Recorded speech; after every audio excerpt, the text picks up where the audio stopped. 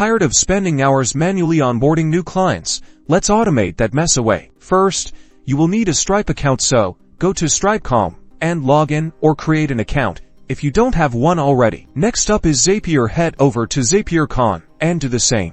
Log in or sign up. Zapier is the magic glue that connects Stripe to all your other tools.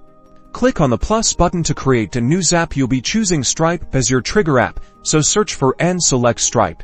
Stripe has many options to start your Zap, but for this use case, select New Customer as your trigger event. This means whenever someone subscribes in Stripe, the Zap will fire. Now, Zapier will ask you to connect your Stripe account. Click Connect a New Account and follow the prompts to authorize Zapier's access to your Stripe data. Time to choose your action app.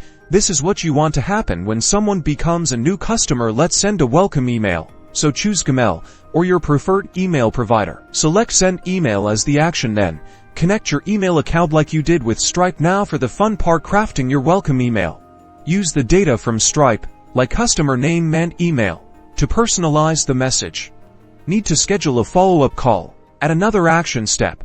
Choose Calendly or your preferred scheduling app. Select Schedule Event as the action and map the relevant Stripe data to the event details. Finally, give your Zap a clear name, like Stripe Client Onboarding, then toggle the switch to turn it on. Boom!